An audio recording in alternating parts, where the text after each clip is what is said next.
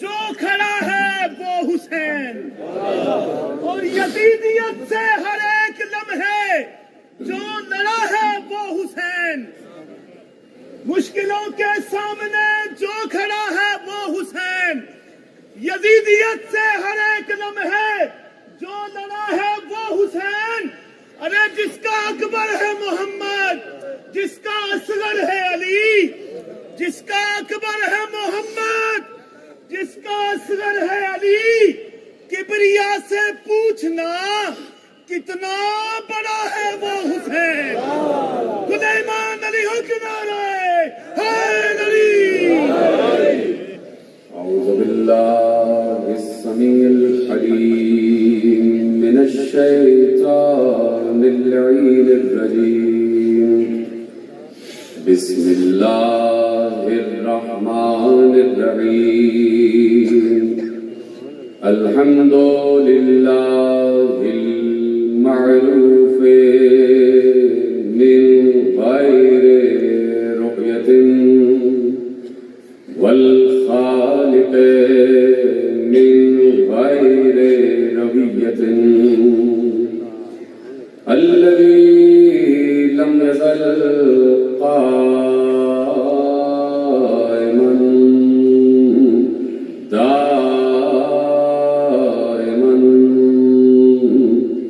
إذ لا سماء ذات أبراج ولا ليل داج ولا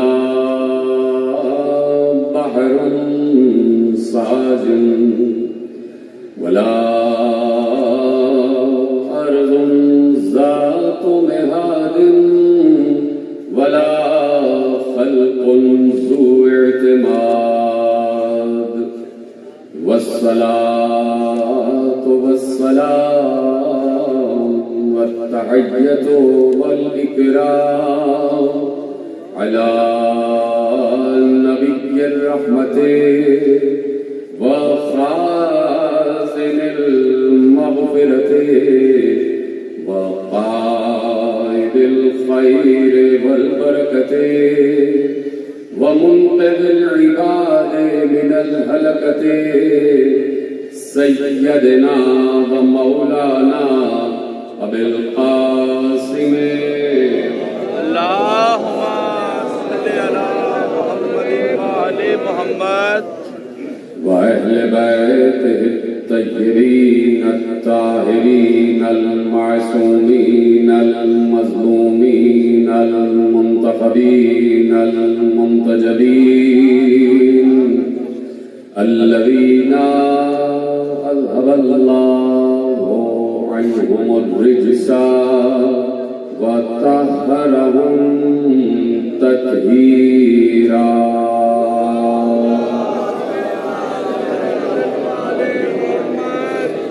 أما بعد، فقد قال الله سبحانه وتعالى في محكم كتابه المجيد وفرقانه الحميد وقوله الحق، بسم الله الرحمن الرحيم، الله ولي الذين آمنوا يخرجهم من الظلمات إلى النور۔ صلوات على محمد وعلى آله۔ 1447 ہجری کے عشرہ ماہ محرم الحرام کی مرکزی امام بارگاہ نبی گھاٹ فیصل آباد میں آج پہلی مجلس میں ہمارا شریک ہے۔ مجالس کا عنوان معارف ولایت اللہ، اور اسی عنوان پر انشاءاللہ ہم اور آپ باتیں کرتے رہیں گے۔ اور یہ جو معارف ولایت اللہ ہے، اللہ کی ولایت کی معرفت، یہ اس وقت تک نہیں ہو سکتی جب تک اللہ کے بنائے ہوئے ولیوں کو نہ پہچان جائے۔ یہ ہماری تقریر کا عنوان ہے اور یہی مضمون رہے گا انشاءاللہ۔ اور یہ جو اس وقت ہم مجلس اعزا کے فرش پر بیٹھے ہوئے ہیں، تو میں کسی منزل پر بس کر رہا تھا اور آپ کے حوالے یہ بات آج ضروری ہے کہ کروں کہ اللہ قادر مطلق ہے، اللہ ہر شے پر قدرت رکھتا ہے۔ اس نے ایک موقع پر یہ بھی دکھا دیا کہ وہ کس طریقے سے اس پوری کائنات کو رزق تقسیم کر رہا ہے۔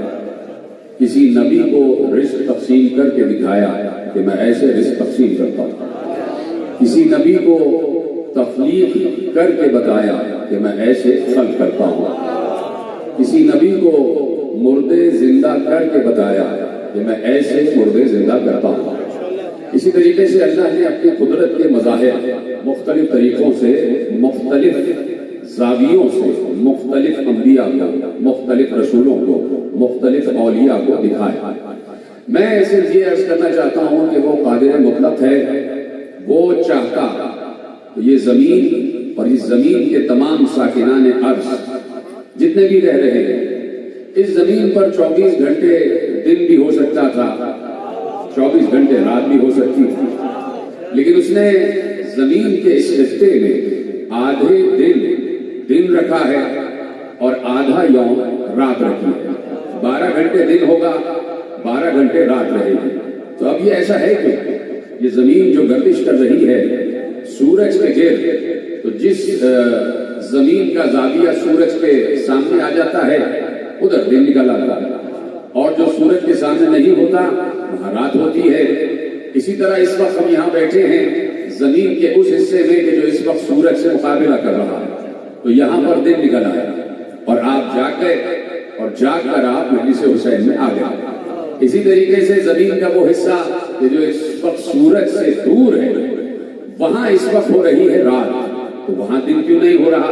اللہ قادر مطلق ہے، اسے روشنی کرنے کے لیے سورج کی احتیاج نہیں ہے۔ وہ ہر موقع پر ہر جگہ دن کر سکتا تھا، لیکن اس نے یہ اصول قائم کیا ہے کہ تم جب رات آ جائے تو آرام کیا کرو۔ ہم نے رات بنائی ہے آرام کرنے کے لیے، اور جب رات آ جائے تو دن بھر کے تھکے ہارے مسافر جا کے اپنے بستروں پر سو جاؤ، اور جب سو جاتے ہو تو تمہیں اپنی خبر نہیں ہوتی تو دنیا کی کیا خبر ہوگی۔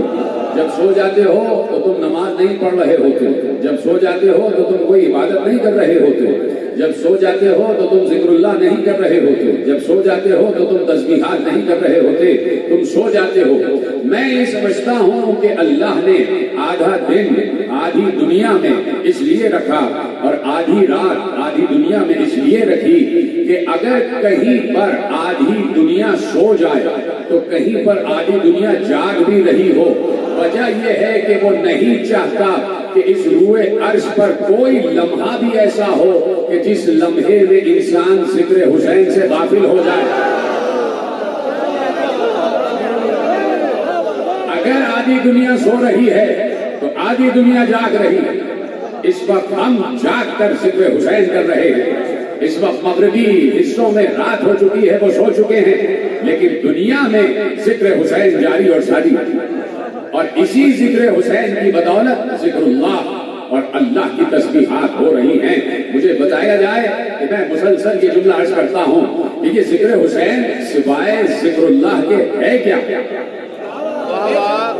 یعنی آپ نے جملہ محفوظ کیا ہے کہ نہیں؟ یہ ذکر حسین ذکر اللہ ہے۔ مجھے بتائے عالم اسلام کہ اسی منبر عزا سے توحید بھی بیان کی جاتی ہے، اسی منبر عزا سے رسالت و نبوت بھی بیان کی جاتی ہے، اسی منبر عزا سے امامت بھی بیان کی جاتی ہے، اسی منبر عزا سے قیامت بھی بیان کی جاتی ہے، اسی منبر عزا سے اللہ کے صفات بھی بیان کیے جاتے ہیں، اسی منبر عزا سے اللہ کے تمام تر ذات کی بات بھی کی جاتی ہے۔ تو یہی پر تو ہم آ کر یہ کہنے میں حق بجانب ہو جاتے ہیں کہ جہاں حسین ہے وہی اللہ ہے، جہاں پر ذکر حسین ہے وہیں ذکر اللہ ہے، وہیں ذکر اللہ ہے۔ نہیں تو ہم یہ بات بھی کہنے میں حق بجانب ہیں کہ دونوں طرف اللہ کا نام لیا جا رہا تھا۔ سن 61 ہجری میں دونوں طرف اللہ کا نام لیا جا رہا تھا۔ تمہید توحیدی تقریر ہے، اور آپ کو پتا ہے کہ پہلی تقریر میرا ایک پیغام ہوتی ہے کہ جو جہاں جہاں تک چاہے دنیا سنتی چلی جائے. دونوں طرف ذکر اللہ ہو رہا تھا، دونوں طرف والے اللہ کو مان رہے تھے، دونوں طرف والے اللہ کو مان رہے تھے. وہاں پر بھی اذانیں ہو رہی تھی، یہاں پر بھی اذانیں ہو رہی تھی. بہت سی گفتگو سنی ہے آپ نے اس منظر پر، لیکن ایک جملہ میرا لے جائیے کہ اس طرف بھی اذانیں تھی، اس طرف بھی اذان، اس طرف بھی نماز، اس طرف بھی نماز، اس طرف بھی جہاد کے شوقین، اور اس طرف حکم جہاد دینے والے کا نواسا. کیا بات، توجہ فرمائی آپ نے. یعنی اس طرف بھی حاجی، اس طرف بھی حاجی، ہر چیز ہو رہی ہے. نمازیں پڑھی جا رہی ہیں، ذکر اللہ ہو رہا ہے، وہاں بھی تسبیحات ہو رہی ہیں. وہاں پر بھی کچھ ایسے لوگ تھے کہ جن کے ماتھوں پر سجدوں کا داغ تھا.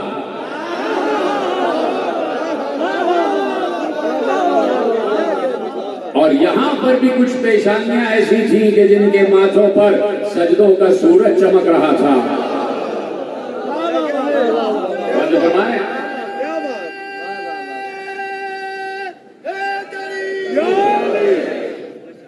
یہاں پر بھی سجدہ گزار، وہاں پر بھی سجدہ گزار، سب کچھ وہی تھا. وہاں کوئی یہودی نہیں آ گئے تھے. سن 61 ہجری میں حسین کے مقابلے پر یہودی نہیں تھے، اور عیسائی تو کبھی آیا ہی نہیں مقابلے. عیسائی تو آل محمد کے مقابلے پہ، محمد و آل محمد کے مقابلے پہ کبھی آیا ہی نہیں. ایک دفعہ آنے کی جرت کی تھی، لیکن خود ہی کہہ کے ہٹ گیا. وہ چہرے دیکھ رہے ہیں، اگر پہاڑوں سے کہیں تو پہاڑ اپنی جگہ سے ہٹ گیا.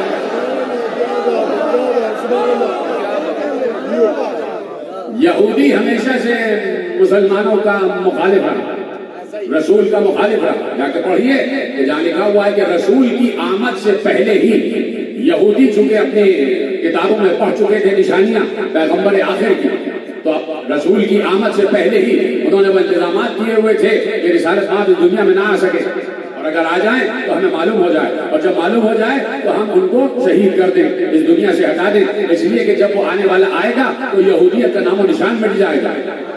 یعنی یہودیت کو اصل خطرہ محمدیت سے ہے. سمجھے اس بات کو، یہودیت کو اصل خطرہ محمدیت سے ہے، اسے کسی اور سے خطرہ نہیں ہے، اسے یزیدیت سے خطرہ نہیں ہے، اسے حسینیت سے خطرہ ہے. اسے یزیدیت سے خطرہ نہیں ہے، اسے حسینیت سے خطرہ ہے، اسے محمدیت سے خطرہ ہے. تو وہ ہمیشہ پیغمبر آخر کے مقابلے پر آیا. تو اب جو حسین کے مقابلے پر آئے وہ بھی یہودی نہیں تھے، وہ بھی عیسائی نہیں تھے، وہ کوئی بتوں کو نہیں پوج رہے تھے. بولے تو بات ہے کہ اجازت ہے بسم اللہ. ایک آیت آپ کے حوالے کرنا چاہتا ہوں. اس منزل پر یہ آیت پڑھ دینا بالکل برمحل ہوگا کہ وہاں پر بت پرست نہیں تھے. حسین کے سامنے بتوں کو پوجنے والے نہیں تھے، انہوں نے کوئی نیا بت نہیں بنا لیا تھا. قرآن میں سورہ طٰہٰ میں آواز اور جناب موسیٰ کو مخاطب کر کے اللہ کہہ رہا ہے، اور بڑے تحمل سے میں آیت پڑھ رہا ہوں، اگر بات آپ تک پہنچ جائے تو مجھے بتا دیجیے گا، نہیں تو میں رکوں گا نہیں. اس آیت پر میں رکوں گا، ویسے ترجمہ آپ کے حوالے کروں گا، جو سمجھ جائیں گے ان کو میرا سلام. حضرت موسیٰ کو مخاطب کر کے جب جناب موسیٰ چلے گئے اور میقات کے لیے گئے 30 راتوں کے لیے اور 40 راتیں ہو گئی، اس وقت اللہ نے جناب موسیٰ کو مخاطب کر کے کہا. اب موسیٰ قوم سے چلے گئے، قوم ادھر ہے اور موسیٰ دور. موسیٰ قوم میں نہیں، قوم کو چھوڑ کر چلے گئے اللہ کے بلانے پر، چاہے 40 دن ہی کے لیے کیوں نہ گئے. گئے تو 30 دن کے لیے، لیکن اللہ نے 10 راتیں اور بڑھا دی، تو 40 دن ہی کے لیے کیوں نہ گئے. ایک بار جب چلے گئے تو ایک بار اللہ نے کہا قَالَ فَإِنَّا فَتَنَّا قَوْمَكَ مِن بَعْدِكَ وَأَزَلَّهُمُ السَّامِرِيُّ. کہا کہ اے نبی، ترجمہ کر رہا ہوں، اے نبی موسیٰ، تم جب چلے گئے نا، تمہارے جانے کے بعد ہم نے تمہاری قوم کا امتحان لیا اور سامری نے ایک بچڑا بنا لیا.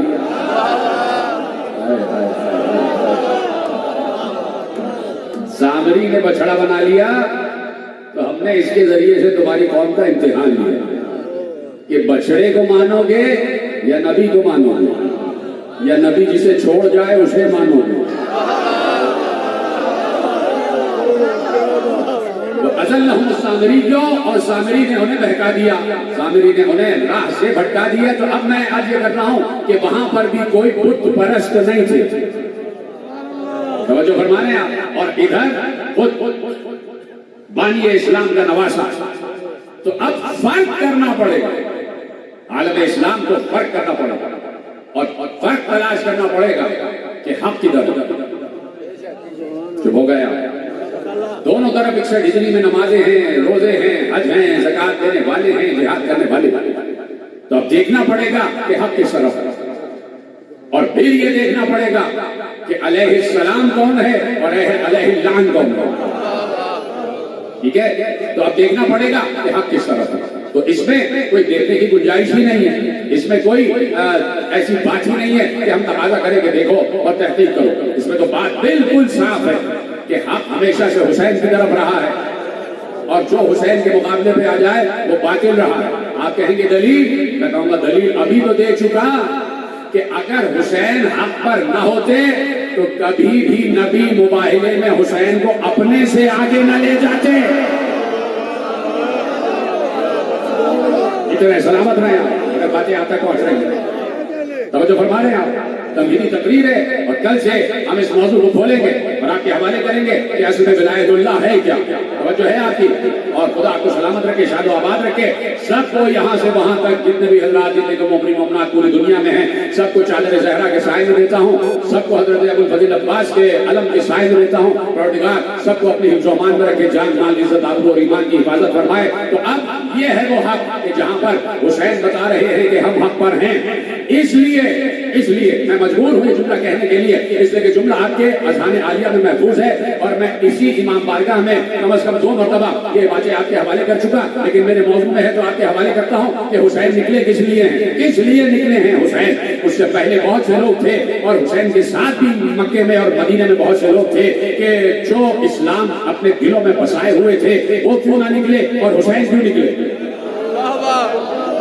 ساتھ دیتے جائیں، بڑی فکری گفتگو آپ کے حوالے کرتا ہوں تاکہ نوجوانوں تک پہنچ جائے کہ مدینے میں سارے صاحبان اسلام موجود تھے، حسین کے لیے نکلنا کیوں ضروری تھا اور باقی کے لیے نکلنا کیوں ضروری نہیں تھا، حالانکہ یہ سب کے لیے ضروری تھا۔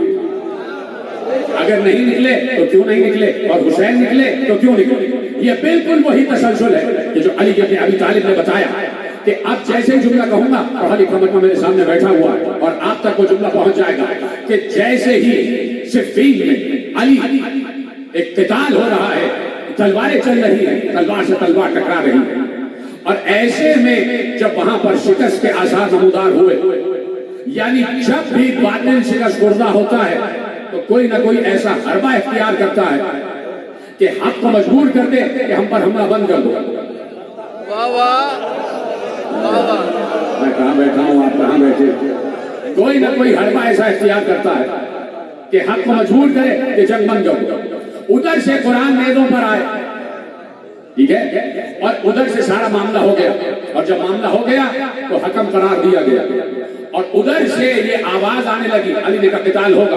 ادھر سے آواز آ رہی تھی کہ لا حکم الا للہ ولا امر الا للہ، اللہ کے علاوہ کوئی حکم نہیں دے سکتا، اللہ کے علاوہ کوئی امر نہیں دے سکتا۔ تو سب نے کہا یا علی، دیکھیے یہ کہہ رہے ہیں یہ اللہ کو مانتے، اور یہ کہہ رہے ہیں کہ حکم صرف اللہ کا، امر صرف اللہ کا، یا ابو الحسن یا خلیفۃ اللہ یا خلیفۃ المسلمین آپ رک جائیے، اس لیے کہ وہ اللہ کا نام لے رہے ہیں۔ تو اب علی نے بتایا، کہا کہ ہاں کلمہ ان کا جملہ تو حق ہے، لیکن اس کے پیچھے جو ان کی نیت ہے وہ باطل ہے۔ توجہ ہے آپ کی؟ میں نوجوان دوستوں سے مخاطب ہوں، بزرگ مجھ سے بہتر جانتے ہیں، اور میری خوش قسمتی ہے کہ یہاں سے وہاں تک آگے پیچھے دائیں بائیں سارے نوجوان میرے افکار سن رہے ہیں اور میرے جملے آپ کے حوالے ہو رہے ہیں۔ اس کو جذب و کشف کی کیفیت میں لیتے آئے، کہا کہ بھائی جملہ جو ہے وہ تو حق ہے، لیکن ان کے پیچھے جو اس کی نیت ہے وہ باطل ہے، جو مراد ہے وہ باطل ہے۔ کیوں؟ اس لیے کہ آپ اگر یقیناً صحیح لوگ بیٹھے اسی بات سے سمجھ جائیں گے کہ حسین نکلے کیوں ہیں۔ فوراً علی نے کہا یہ بات تو صحیح کہہ رہے ہیں، لیکن ان کے پیچھے جو نیت ہے وہ باطل ہے۔ اس لیے کہ حکم تو ہے ہی اللہ کا، لیکن اللہ آ کے حکومت نہیں کرتا، حکومت وہی کرتا ہے جس کو اللہ کہے۔ کہ حاکم اللہ کی طرف سے ہوتا ہے، حاکم اللہ کی طرف سے ہوتا ہے۔ آدم کے دور میں حکم اللہ کا تھا یا نہیں؟ اب میں سمجھا رہا ہوں بات، میری بات سمجھیے گا۔ آدم کے دور میں حکم اللہ کا تھا، نوح کے دور میں حکم اللہ کا تھا، ابراہیم کے دور میں حکم اللہ کا تھا، داؤد کے دور میں حکم اللہ کا تھا، سلیمان کے دور میں حکم اللہ کا تھا، موسیٰ کے دور میں حکم اللہ کا تھا، عیسیٰ کے دور میں حکم اللہ کا تھا یا نہیں؟ جب حکم اللہ کا تھا تو اللہ نے آدم کو کیوں بھیجا؟ خود نبی بن کے آ جاتا۔ ولایت اللہ کی بات کر رہا ہوں، سمجھے اس بات کو۔ جب حکم آدم کے دور میں بھی اللہ کا تھا تو اللہ خود کیوں نہیں آیا؟ خود حاکم کیوں نہ بنا؟ کیوں کہا تم میرے سبارڈینیٹ؟ آدم سے کہا تم میرے خلیفہ و خلاف، میرے بعد سبارڈینیٹ ہو، اس دنیا پر خلافت تمہاری ہے، ہم تمہیں بھیج رہے ہیں۔ کیوں خود کیوں نہیں آ رہا؟ خود کیوں نہیں آ رہا؟ خود حاکم کیوں نہیں بن رہا؟ چھوڑ دو سب کو۔ سلیمان، جناب سلیمان کو حکومت کیوں دی؟ خود کیوں نہیں حاکم بن گیا کہ بتاتا کہ ہم ملک کو کیسے چلاتے؟ تو اب اس کو تصور کریں، اس کو یقین کریں کہ یہی طے پایا کہ حکم اور امر اللہ کا ہوتا ہے، لیکن حاکم اللہ بناتا، اولی الامر اللہ بناتا، اور اولی الامر اور حاکم من اللہ، وہ اللہ سے حکم لیتا ہے اور اس کو نافذ کرتا ہے۔ ایسے ہی وہ اللہ سے امر لیتا ہے، اللہ سے حکم لیتا ہے اور اسے نافذ کرتا ہے۔ یہ ہے۔ اب ضروری ہے حضرت آدم پر کہ وہ بتائیں کہ میں خلیفۃ اللہ ہوں۔ یہ تو بات کہنی تھی، آپ پیچھے رہ گئے۔ اب ضروری ہے حضرت نوح پر کہ وہ بتائیں کہ میں خلیفۃ اللہ ہوں، اللہ نے مجھے بھیجا۔ اب واجب ہے حضرت ابراہیم پر کہ وہ نمرود کو بتائیں کہ میں ہوں اللہ کا نمائندہ۔ اب واجب ہے حضرت داؤد پر کہ وہ دنیا کو بتائیں کہ میں ہوں خلیفۃ اللہ۔ اب واجب ہے حضرت سلیمان پر کہ وہ امت کو بتائیں کہ میں ہوں اللہ کی طرف سے مقرر کردہ حاکم۔ اب واجب ہے حضرت موسیٰ پر کہ وہ دنیا کو بتائیں کہ میں ہوں اللہ کی طرف سے بھیجا ہوا نمائندہ۔ اب واجب ہے حضرت عیسیٰ پر کہ وہ دنیا کو بتائیں کہ میں ہی اللہ کی طرف سے بھیجا ہوا نمائندہ ہوں۔ اب واجب ہے مصطفیٰ پر کہ وہ دنیا کو بتائیں کہ میں ہی اللہ کی طرف سے حجت ہوں۔ تو مجھے بتاؤ، یہ بات بھی طے شدہ ہے کہ قیامت تک یہ دنیا حجت خدا سے خالی نہیں رہے گی۔ تو علی یہی بتا رہے تھے کہ آدم سے مصطفیٰ تک جب ہر نمائندے پر یہ بات واجب تھی کہ وہ بتائے کہ میں ہوں خلافت کا حقدار، میں ہوں حاکمیت کا حقدار، اور میری طرف سے یہ حکم چلے گا اور میں ہی اللہ کی طرف سے مقرر کردہ نمائندہ ہوں۔ تو علی نے یہی کہا کہ آدم سے مصطفیٰ تک جب کوئی خاموش نہ رہا تو میں کیسے خاموش ہو رہا ہوں؟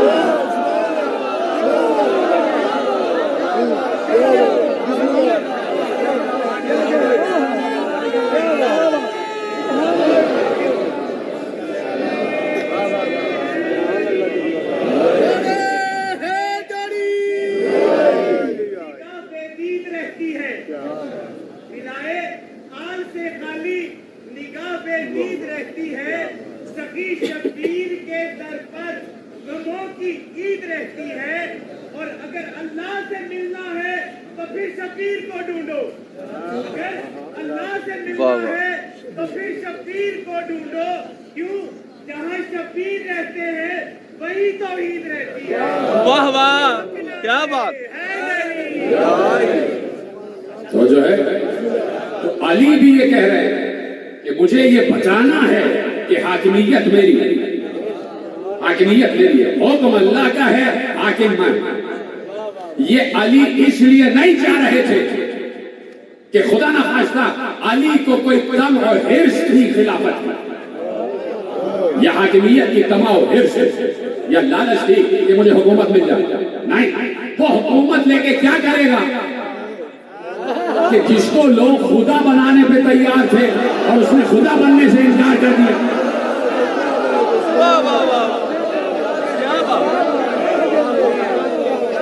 یہ جو علی کی طرف سے اقدام تھا یہ جو علی کی طرف سے اقدام تھا یہ اس لیے تاکہ حجت تمام ہو جائے.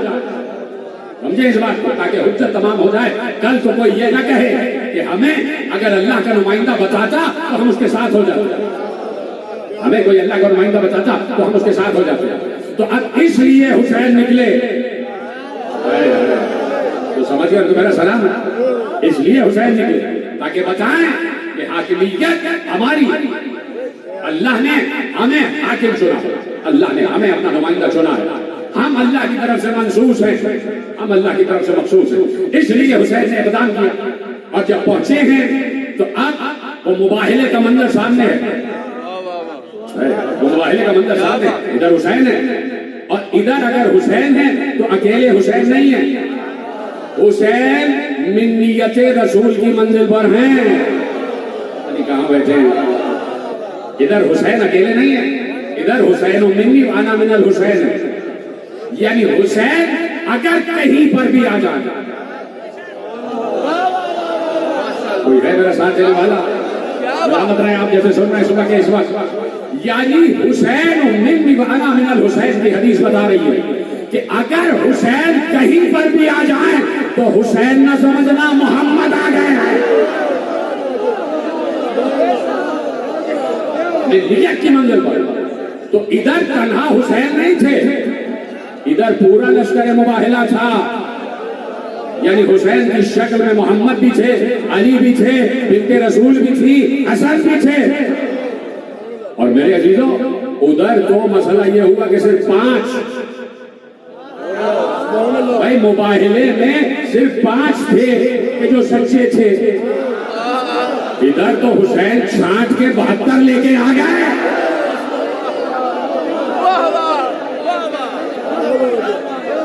فرمایا تو اب ادھر ایک مباہلے کا منظر کہ حسین آ گئے اور حسین نے میدان جہاد میں سیسا پلائی ہوئی دیوار کی طرح مضبوط ہو کر. سیسا پلائی ہوئی دیوار کا مطلب تو سمجھو کہ کون ہے سیسا پلائی ہوئی دیوار. فرما رہے ہیں آپ اپنے برابر والے سے پوچھ لیجیے گا کہ سیسا پلائی ہوئی دیوار کو عربی میں کیا کہتے ہیں. توجہ فرما رہے ہیں آپ.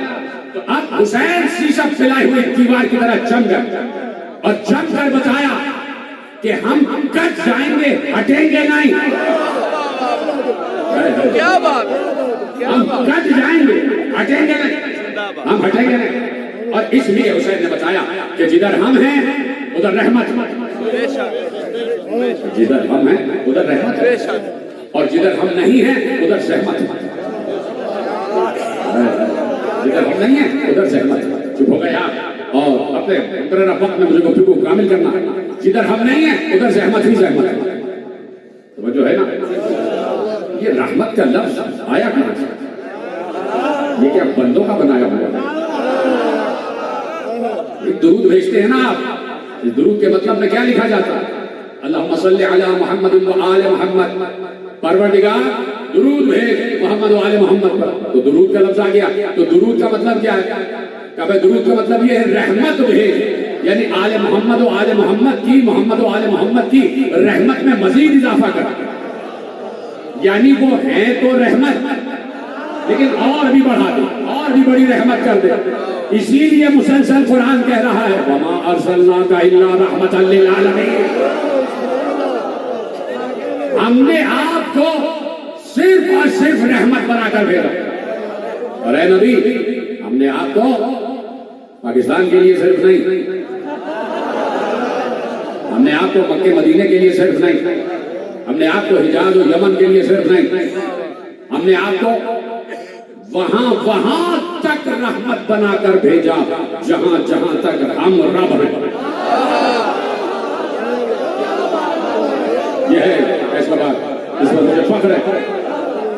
وہاں تک رحمت بنا کر بھیجا. کیا بات کہ جہاں جہاں تک ہم رب ہیں ہم نے وہاں تک آپ کو رحمت بنا کر بھیجا. وہاں تک یہ اللہ جو ہے نا پروردگار ہمارا اس وقت ہمیں دیکھ رہا ہے, اور جو اس وقت ویڈیو کے ذریعے ہمیں دیکھ رہے ہیں انہیں بھی اللہ دیکھ رہا ہے. اور جو آل محمد پر یقین نہیں رکھتے اللہ انہیں دیکھے گا. واہ واہ واہ واہ، کیا بات ہے، کیا بات ہے، زندہ باد.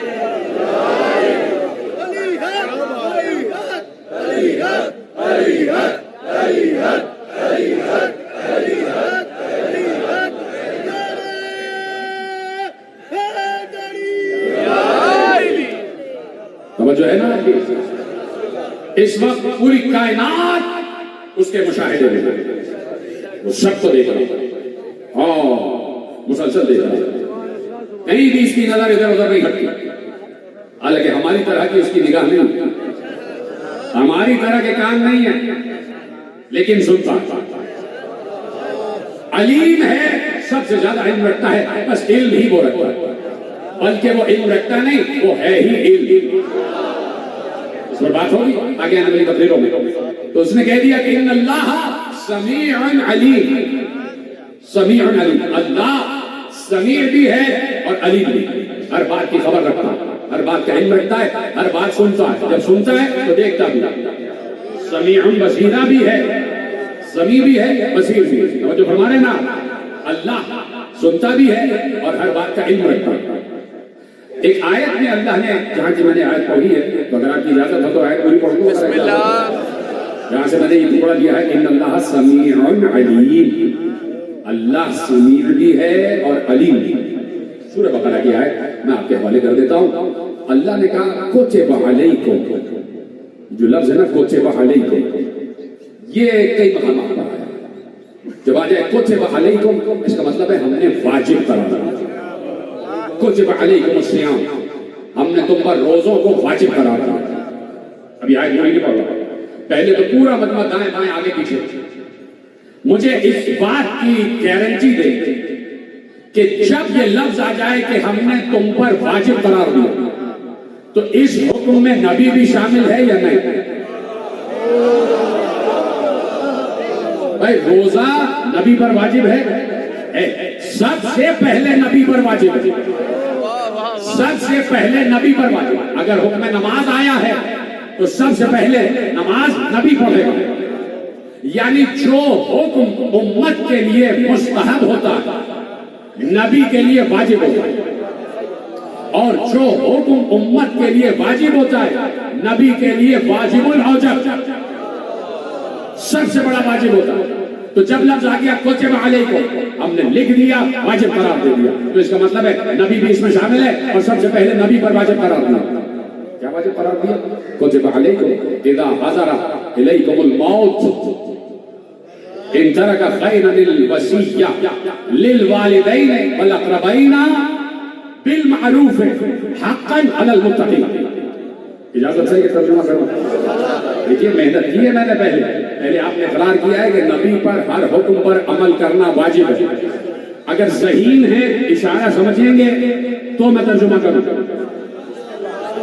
اگر ذہانت ہے، فراست ہے، ترجمہ صرف اشارے سے سمجھ جائیں گے تو ترجمہ کرتا ہوں اپنے نوجوان دوستوں کے لیے.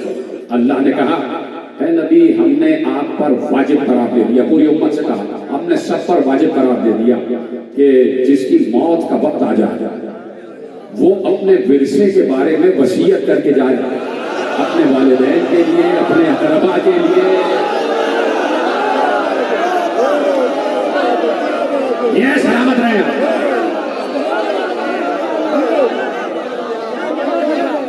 ادھر سلامت ہے. آپ نے میری مشکل آسان کر دیا کہ جو بھی تم میں سے ہے وہ جب اس کی موت کا وقت قریب آ جائے تو وہ اپنے ترکے کے بارے میں وصیت کرے.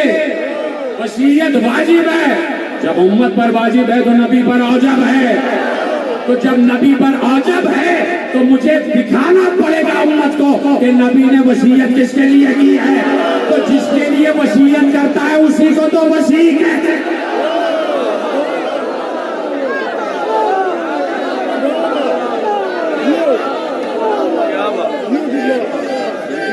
لبیک یا حسین، لبیک یا حسین، لبیک یا حسین،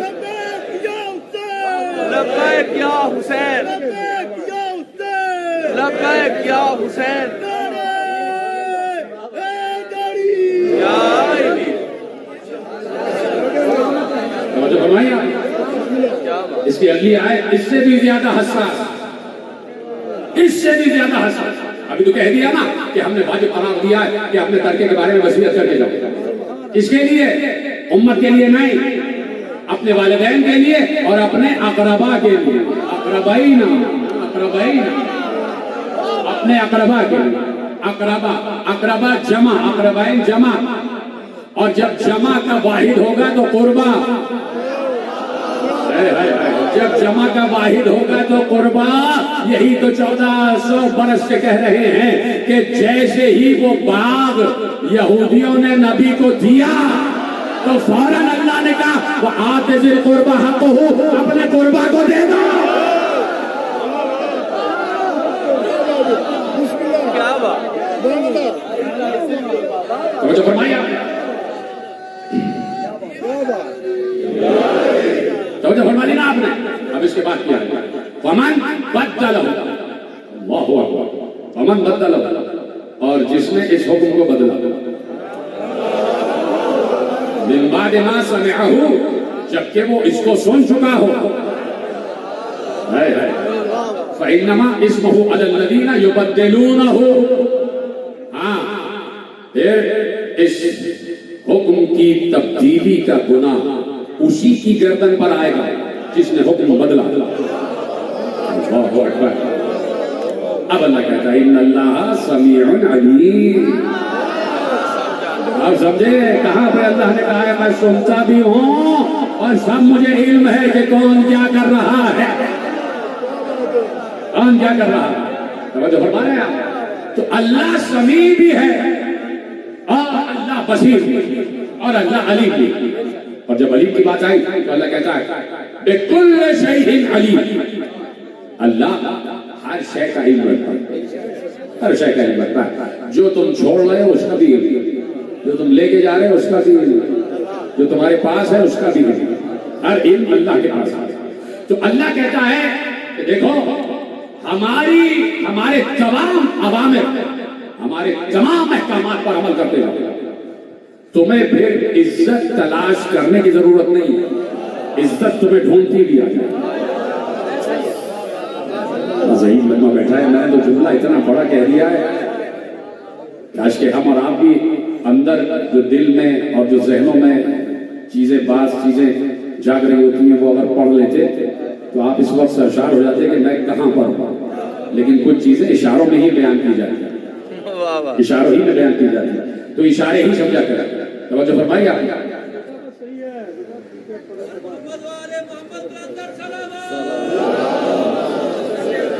तवज्जो फरमाइए आप, बैठ जाओ कि भाई कुछ चीजें इशारों ही से समझी जाती है। तवज्जो फरमा रहे हैं, मेरी तरफ रहिएगा। तो अब अल्लाह ये कहता है कि तुम हमारे हर अम्र पर अमल करो, हर अम्र पर अमल करो, हर हुक्म पर अमल करो, तो इज्जत तुम्हारे पीछे है।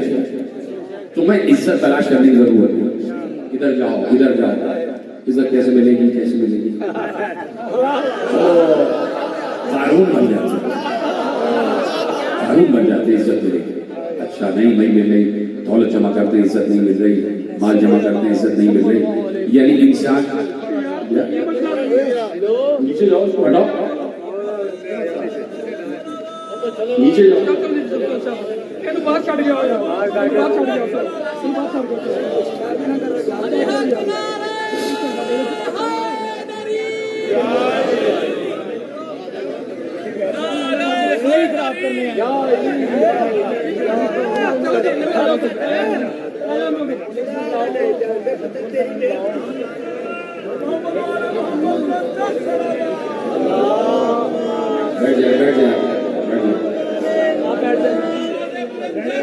बैठ जाओ यार।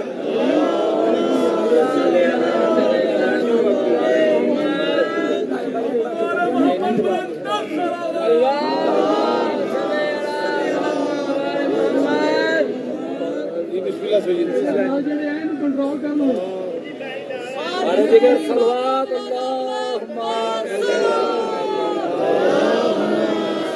مل کے باقاعدہ بلند درود پڑھے محمد والے جو ہے میری جانب بسم اللہ مجھے دیکھتے ہیں. میں صرف یہ بات سمجھانا چاہ رہا ہوں کہ اللہ کا امر کیا ہے، اللہ کا حکم کیا ہے. ٹھیک ہے، اللہ کہتا ہے کہ حکم اور امر پر عمل کرو، عزتیں تمہارا پیچھا کریں گے، عزتیں تمہارا پیچھا کریں گے. پھر تمہیں ادھر ادھر دیکھنے کی ضرورت نہیں ہے کہ ہم عزت کیسے تلاش کریں. ہم حکومت لے لیں ہمیں عزت مل جائے گی، ہم دولت لے لیں ہمیں عزت مل جائے گی، ہم گاڑیاں خرید لیں ہمیں عزت مل جائے گی، ہم بنگلے لے لیں ہمیں عزت مل جائے گی، درہم و دینار جمع کریں ہمیں عزت مل جائے گی، کرپشن کریں ہمیں عزت مل جائے گی، عہدہ لے لیں عزت مل جائے گی، منصب لے لیں عزت مل جائے گی، لوگوں کو ذلیل کریں عزت مل جائے گی. کہا نہیں، ایسا نہیں ہے. کہ یہ بتاؤ ایک طرف موسیٰ ہے ایک طرف فرعون ہے، ایک طرف موسیٰ ہے ایک طرف فرعون ہے. دولت کس کے پاس؟ توجہ میری طرف، اور میں اپنی گفتگو سے متصل ہوں. ایک طرف فرعون ہے ایک طرف موسیٰ ہے، ایک طرف نمرود ہے ایک طرف ابراہیم ہے. نہیں بات آ رہی، بات نہیں پہنچ رہی. چلو شروع سے چلتے ہیں. ایک طرف آدم ہے ایک طرف شیطان ہے. سلامت رہے. ایک طرف آدم ہے ایک طرف شیطان ہے. ایک طرف نوح ہے ایک طرف نوح کی بیویاں. ایک طرف ابراہیم ایک طرف نمرود، ایک طرف موسیٰ ایک طرف فرعون، ایک طرف عیسیٰ ایک طرف بنی اسرائیل. ابھی تو بات میں نے کہی نہیں. ایک طرف آدم ایک طرف فرعون ایک طرف شیطان. شیطان کے پاس بڑی پاور ہے، بڑی پاور ہے. ہر جگہ جا کے بہکاتا ہے، سامنے نہیں آتا، غیب میں رہ کر بہکا رہا. تو غیب میں رہ کر بہکانے والے کے پاس اتنی پاور ہے تو غیب میں رہ کر راہ بتانے والے کے پاس بھی پاور ہونا چاہیے.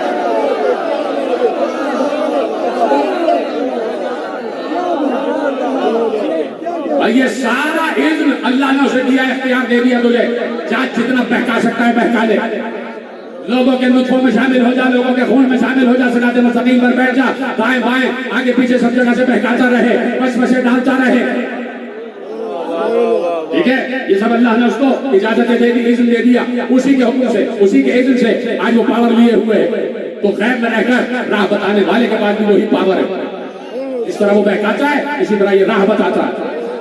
آدم اور شیطان، نوح اور قوم نوح، ابراہیم اور نمرود، موسیٰ فرعون، عیسیٰ بنی اسرائیل. تو اب آدم کے پاس علم، شیطان کے پاس بہکانے کی پاور. عزت کس کے پاس؟ صاحب عزت کون؟ تو معیار کیا ہے کہ آدم پر سلام، شیطان پر لعنت. کہاں بیٹھے ہیں آپ؟ یعنی جو صاحب عزت ہوتا ہے اس پر سلام ہوتا ہے، وہ علیہ السلام ہوتا ہے. اور جو صاحب عزت نہیں ہوتا وہ علیہ اللعن ہوتا ہے. تو اب آدم علیہ السلام، شیطان علیہ اللعن. شیطان کے پاس عزت نہیں ہے، کوئی شیطان کی عزت نہیں کرتا. حد تو یہ ہے کہ حاجی بھی جا کے پتھر مارتے ہیں. اب مجھے نہیں پتا ہوا کتنے شیطان ہیں.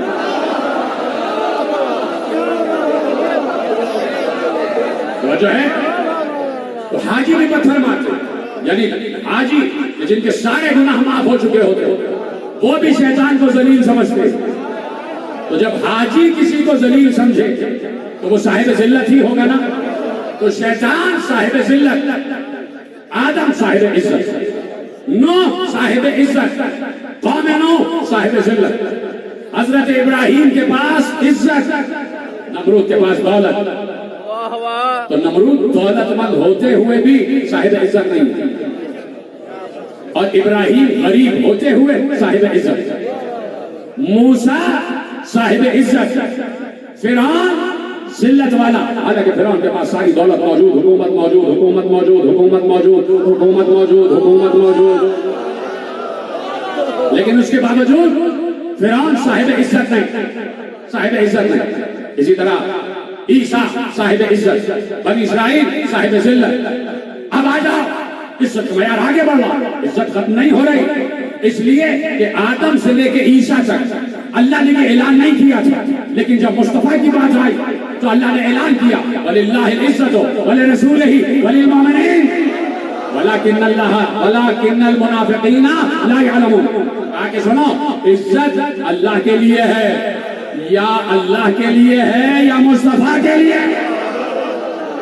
اتنے سلامت رہے ہیں، بات بالکل تقریر آخری مرحلے میں داخل ہو گئی۔ یا تو عزت اللہ کے لیے ہے یا اس کے رسول کے لیے، تیسرے کے لیے بھی، اور وہ تیسرے ہیں مومنین۔ وَلِلَّهِ الْعِزَّةُ وَلِرَسُولِهِ وَلِلْمُؤْمِنِينَ وَلَكِنَّ الْمُنَافِقِينَ لَا يَعْلَمُونَ۔ کہا کہ عزت اللہ کے لیے ہے، اس کے رسول کے لیے ہے اور مومنین کے لیے۔ عزت اللہ کے لیے، اس کے رسول کے لیے اور مومنین کے لیے۔ ابھی روکتا ہوں، ابھی آگے بڑھوں گا، اس آیت کو یہیں پر روکتا ہوں، پلٹوں گا واپس۔ عزت رسول کے لیے تو مصطفیٰ صاحب عزت۔ اب تم مجھے بتاؤ مصطفیٰ کے مقابلے پہ کون کون آیا؟ ابو جہل ذلت والا، ابو لہب ذلت والا، اور جتنے پیغمبر کے سامنے آ گئے سب کے سب صاحب ذلت۔ حالانکہ پیغمبر کے سامنے جو آئے سب بڑے مال و دولت والے تھے، درہم و دینار والے تھے درہم و دینار والے تھے، صاحب مال و دولت، لیکن عزت جناب مصطفیٰ کے پاس، عزت مصطفیٰ کے پاس، عزت مصطفیٰ کے پاس، ذلت ابو جہل کے پاس۔ چلو اب دوبارہ سے چلتا ہوں، عزت آدم کے پاس، ذلت شیطان کے پاس، عزت نوح کے پاس، ذلت قوم نوح کے پاس، عزت ابراہیم کے پاس، ذلت نمرود کے پاس، عزت موسیٰ کے پاس، ذلت فرعون کے پاس، عزت عیسیٰ کے پاس، ذلت بنی اسرائیل کے پاس، عزت مصطفیٰ کے پاس، ذلت ابو جہل کے پاس، عزت علی کے پاس، ذلت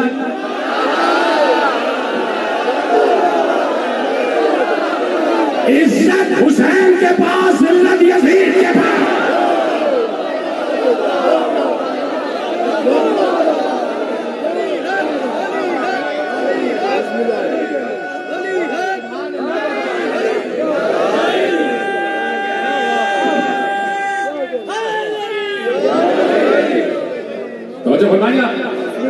تو اب دیکھنا پڑے گا کہ عزتوں کا معیار کیا ہے۔ اللہ نے کہہ دیا ہمارے امر نہیں پر عمل کرتے جاؤ، اب تمہیں عزتوں سے نوازتے جائیں گے، اس لیے بات ختم ہو گئی۔ اس لیے اللہ نے کہا وَلِلَّهِ الْعِزَّةُ وَلِرَسُولِهِ وَلِلْمُؤْمِنِينَ، عزت اللہ کے لیے ہے، اس کے رسول کے لیے ہے اور مومنین کے لیے، مومنین کے لیے۔ اب کل یہیں سے بات آگے بڑھائیں گے کہ یہ مومنین ہیں کون مومنین ہیں جن کے لیے اللہ کہہ رہا ہے کہ ہماری دی ہوئی عزت، ہم نے ان کو عزت ادا کی۔ تو جہاں پر اللہ کی دی ہوئی عزتیں ہوتی ہیں وہاں پر کبھی بھی غلبہ ختم نہیں ہوتا،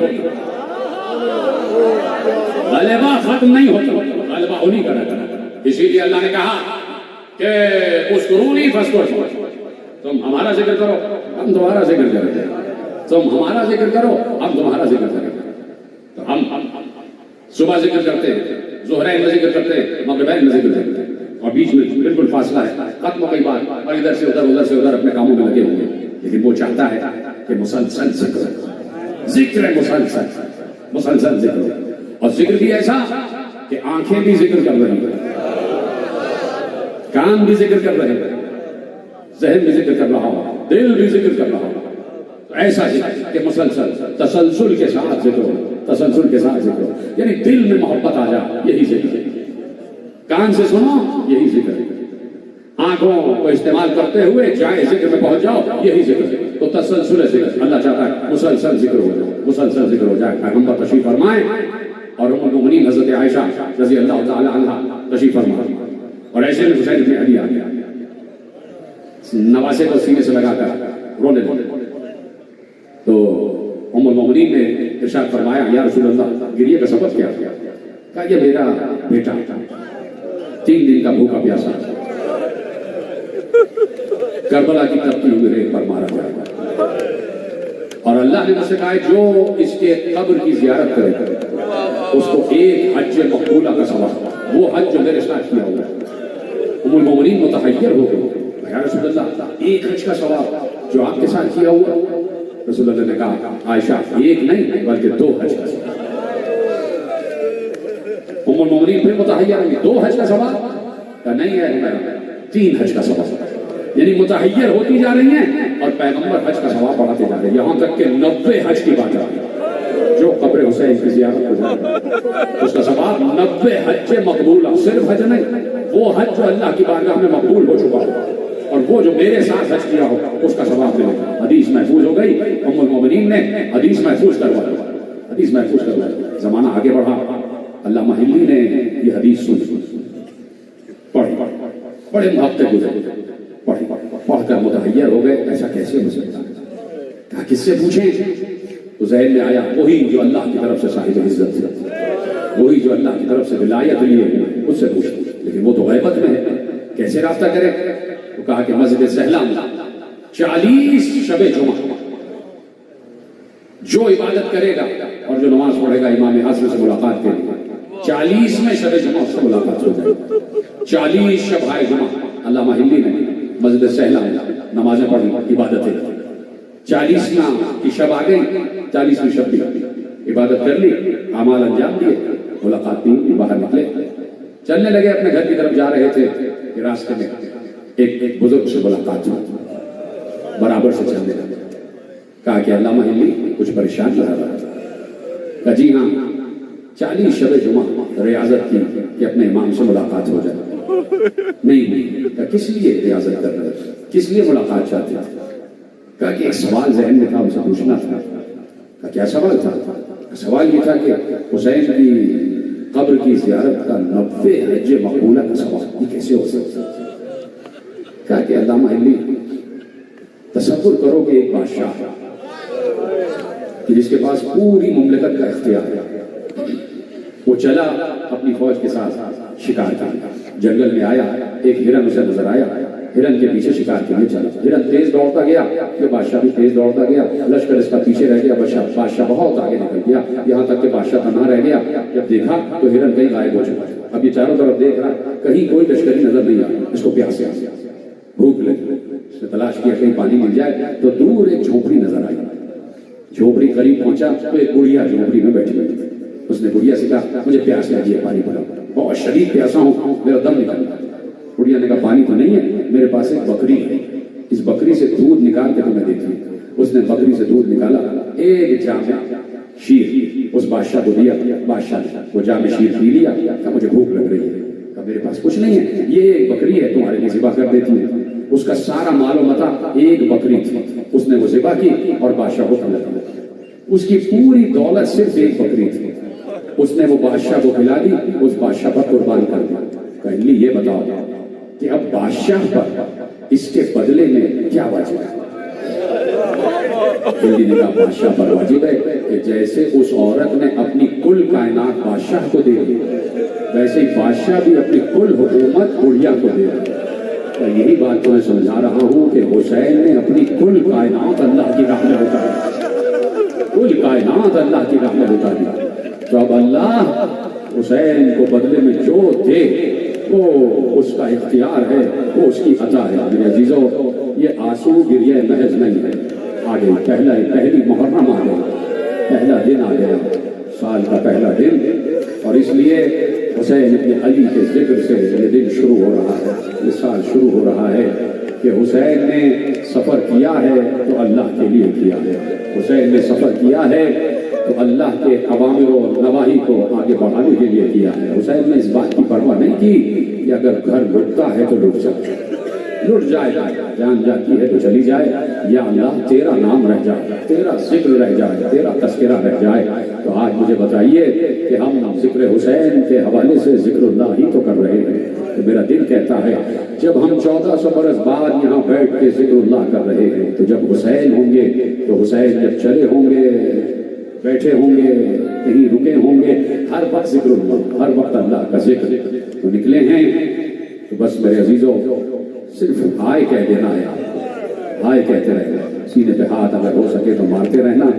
میں کوئی زبردستی رلانے کا عادی نہیں ہوں، میں تو یہ دیکھتا ہوں کس کے دل میں کربلا بسی ہوئی ہے، اس کے دل میں قبر حسین ہے، اس کے دل میں تربت حسین ہے، میں تو صرف یہ دیکھتا ہوں۔ ضروری نہیں ہے کہ آپ کو زبردستی رلایا جائے، آپ بنے ہی رونے کے لیے، آپ بنے ہی رونے کے لیے. زہرا نے صرف ایک ہی تو تمنا کی تھی کہ پاپا میرے بیٹے کو روئے گا کون, گریہ کون کرے گا؟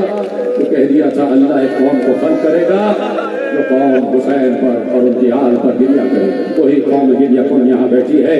اور آپ کو یہ بات سمجھ میں آئے کہ اگر دل میں حسین ہے تو اگر دل کے دروازے پر ایسے ایسے دستک دو گے تو کربلا کا دروازہ کھل جائے گا, شہر کربلا میں داخلہ مل جائے گا. بیٹھے بیٹھے ہی زیارت کر لو. یہاں بیٹھے ہو تو سمجھ جاؤ کربلا پہنچ گئے. اپنے ذہنوں کو کربلا کی طرف منتقل کرو میرے عزیزوں. حسین 28 رجب کو کوئی خوشی خوشی نہیں نکلے ہیں, اس لیے کہ حسین کو مدینہ بڑا محبوب تھا. کیوں؟ اس لیے کہ حسین کے محبوب نانا وہاں رہتے تھے. حسین کے نانا کی قبر تھی. روز حسین آتے تھے اپنے نانا کی قبر پر سلام کے لیے آتے تھے. نماز پڑھنے کے بعد نانا کی قبر کو سلام کرتے. تو یہ کیسے ہو سکتا ہے کہ آج 28 رجب کو رخصت ہو رہے ہیں تو نانا کو سلام نہ کریں؟ حسین چلے, نانا کو الوداع کہا. لکھا یہ ہے کہ اتنا روئے کہ غش آ گیا. حسین کی آنکھیں بند ہو گئیں. حسین غش کھا کر وہیں گر پڑے. خواب میں دیکھا رسول اللہ حسین کو لپٹائے ہوئے ہیں اور کہہ رہے ہیں حسین وعدہ نبھانے کا وقت آ گیا. حسین جس چیز کا وعدہ تھا اس کو نبھانے کا وقت آ گیا. حسین نے کہا نانا میں بھی انتظار میں ہوں اور مجھے وعدہ یاد ہے. آنکھ کھلی, گھر آ گئے.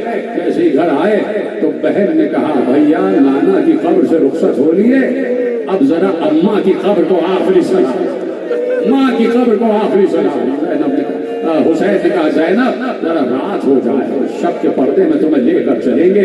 حسین کو کتنا خیال ہے زینب کے پردے پہ, کتنا خیال ہے زینب کے پردے پہ. جو اس جملے کو سمجھ گئے انہوں نے ہائے کیا ہے, انہوں نے ہائے کہا ہے. اتنا خیال ہے زینب کے پردے پہ. چلے بہن کو لے کر چلے, بہنوں کو لے کر چلے, جوانان بنی ہاشم کے جھرمٹ میں چلے. اور آگے آگے عباس کہتے ہوئے جا رہے ہیں حجاب حجاب پردہ کرو, علی کی بیٹی آ رہی ہے, حسین کی بہن آ رہی ہے, میری آقازادی آ رہی ہے. مجال ہے کسی کی کہ کوئی باہر رہ جائے کہ جب عباس کہہ رہے ہیں شکل علی, ہم صورت علی کہہ رہا ہو علی کے لہجے میں کہ میری بہن آ رہی ہے, میری آقازادی آ رہی ہے. پردے دکانوں کے گر گئے, چراغ بجھ گئے. بیوی چلی, بیویاں چلی, حسین کے ضلعوں میں چلی. جیسے ہی زینب کی نگاہ اپنی اماں کی قبر پر پڑی. کسی بیٹی سے پوچھنا, خدا سب بیٹیوں کے سروں پر ماں کا سایہ سلامت رکھے, لیکن کسی کی ماں بچھڑ گئی ہو, چلی گئی ہو, اور وہ بیٹی جب ماں کی قبر پر پہنچتی ہے تو بیٹی اسے قبر نہیں سمجھتی, بیٹی سمجھتی ہے کہ ماں بیٹھی ہوئی. زینب نے اپنے کو قبر زہرا پر گرایا, لپٹا لیا قبر کو, اور ایک بار رخسارہ قبر زہرا پر رکھ کر کہا اماں زینب کا آخری سلام, اماں زینب کا آخری سلام. اماں اب میں کل سے تمہاری قبر پر چراغ جلانے نہ آ سکوں گی, اس لیے کہ اماں تم نے مجھ سے 3 جمادی الثانی کو وعدہ لیا تھا کہ زینب مجھ سے وعدہ کرو جہاں حسین جائیں گے وہاں جاؤ گی. اماں آج وعدہ نبھا رہی ہوں, کل میرا ماں جایا مدینہ چھوڑ رہا ہے. اماں کل میں حسین کے ساتھ مدینے سے رخصت ہو جاؤں گی, اور اماں میں وعدہ کرتی ہوں کہ اگر موقع ملا تو واپس آؤں گی, پھر تمہاری قبر پر چراغ جلاؤں گی اور روداد سفر بیان کروں گی. بس بی بی فضا کہتی ہیں سن لینا جملہ, میں نے بھی سینے پہ ہاتھ رکھا, ذرا تم میں بھی زحمت ہوگی سینے پہ ہاتھ رکھ لو. ہاں میں چاہتا ہوں سب سینے پہ ہاتھ رکھے. ایک بار جیسے ہی فضا کہتی ہیں کہ جیسے ہی یہ بچے قبر زہرا سے اٹھے الوداع کر کے مڑے, ابھی مڑے نہیں تھے کہ قبر زہرا لرز رہی تھی. آواز آئی اے میرے بچوں اپنے کو تنہا نہ سمجھنا, جہاں جہاں تم جاؤ گے یہ اجڑی ہوئی ماں,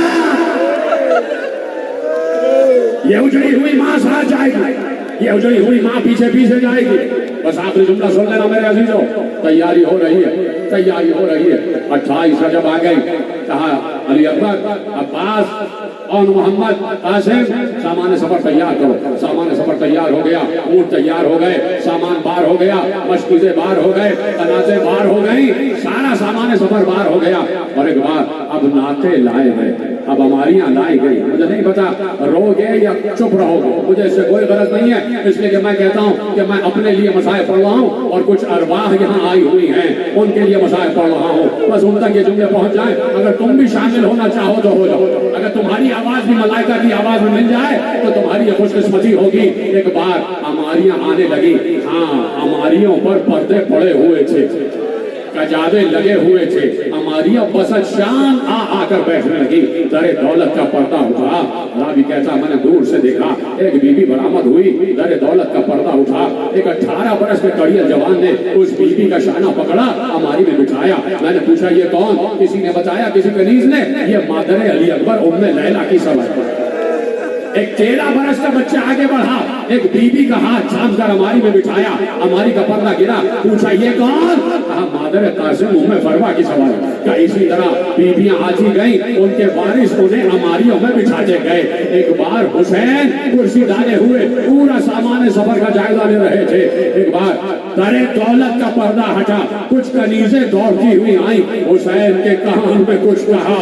जैसे क्या सुन रहे हो? जैसे ही हुसैन ने सुना, हुसैन इस्तादा हो गए, खड़े हुए, आगे बढ़े। जब हुसैन आगे बढ़े, सारे जवाना ने बनी हाशिम आगे बढ़े। हुसैन ने घर का पर्दा हटाया।